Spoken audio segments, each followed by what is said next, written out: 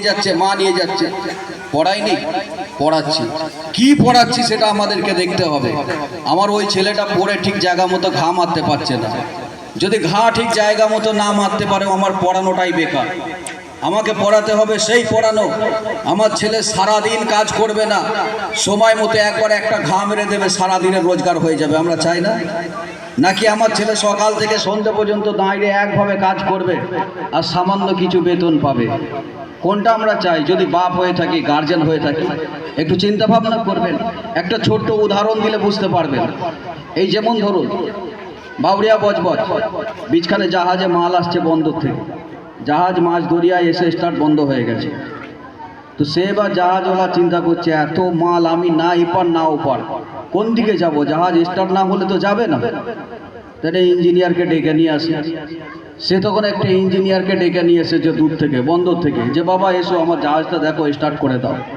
সে এসেছে, সকাল থেকে নিয়ে সন্ধ্যা পর্যন্ত গোটা জাহাজটা ঘাঁটাঘাঁটি করছে, গোটা ইঞ্জিনটা স্টার্টার করাতে পারেনি। সন্ধ্যেবেলা বলছে এটা আমার পক্ষে সম্ভব নয়, আমি একটা যোগাযোগ নম্বর দিচ্ছি, যোগাযোগ করো, সে আমার থেকে বড়। তাহলে তোমাকে কি দিতে হবে? বলছে আমাকে যা দেবেন দিন, আমার তো ডাক অনেক, আমি হাত দিলেই 10,000 দিন, যা দেবে দাও। তো তাকে 5,000 দিয়ে শান্ত করে ছেড়ে দিয়েছে। দ্বিতীয় আর একটা ইঞ্জিনিয়ারকে নিয়ে আসা হয়েছে। সে এসে ঘুঁটে ঘুঁটে দেখছে, বলছে কে খুলেছে আমার আগে, এটা কে খুলেছে? সে অনেক বড় বড় হম্বি তম্বি দেখিয়ে খুলে খালে সকাল থেকে সন্ধ্যা স্টার ধরাতে পারেনি। বলে কি ব্যাপার, এত নামি ইঞ্জিনিয়ার তুমি পারলে না? কত টাকা দিতে হবে? বলছে আমার 20,000 টাকা ডাক। তুমি 10,000 নিয়ে যাও। ভালো ইঞ্জিনিয়ার থাকে বলো, নাহলে এইভাবে তো 2 দিন হয়ে গেল। তৃতীয় দিনে একটা এসে বয়স্ক মানুষ ইঞ্জিনিয়ার, বলে আমার অভিজ্ঞতা অনেক দিন কাজ করেছি, দেখি। তো সে এসেছে সকাল থেকে সন্ধ্যা পর্যন্ত ইঞ্জিনে হাত দেয়নি, শুধু ঘুরে ঘুরে দেখছে চতুর্দিকে, শুধু ঘুরে ঘুরে দেখছে কোথা কি আছে। সন্ধ্যার সময় বলছে একটা হাতুড়ি দাও। হাতুড়ি নিয়ে ইঞ্জিনের মাথায় একটা নাটে ঘা মেরেছে, সাথে সাথে ইঞ্জিন স্টার্ট হয়ে গেছে। বলছে তোমায় কত দিতে হবে? 2 লাখ। 2 লাখ? বলছে 2 লাখ কেন? তুমি তো কাজই করো নি, হাতে দিও নি, সামান্য একটা ঘা মেরেছে, তোমাকে 2 লাখ দেবো? তোমার আগে একজন সন্ধ্যা পর্যন্ত মেহনত করেছে গাধার মতো, 5,000 টাকা দিয়ে তাকে ছেড়েছি।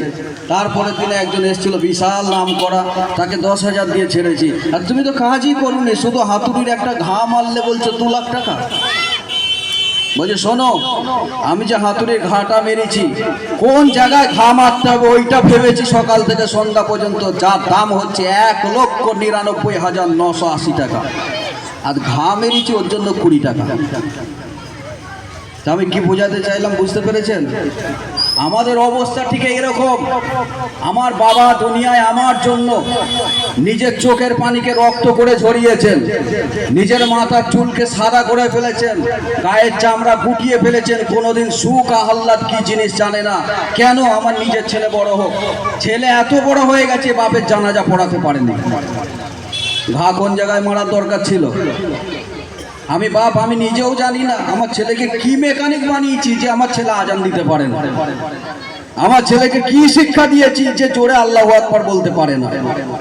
আমার ছেলেকে কি শিক্ষা দিয়েছি যে আমি অন্তিম বিদায়ে যখন কাফন জড়িয়ে যাব, সামনে যে আমার ছেলে বলতে পারবে না যে আমার আব্বাকে সবাই মাফ করে দাও, ক্ষমা করে দাও, কারো কাছে যদি কিছু করে থাকে আমি জানাজা পড়াবো, আল্লাহ আমার বাপের জানাজা আমি পড়াচ্ছি, আমার বাপকে মাফ করে দাও। বুকে হাত দিয়ে বলি আমাদের ছেলেরা পেরেছে?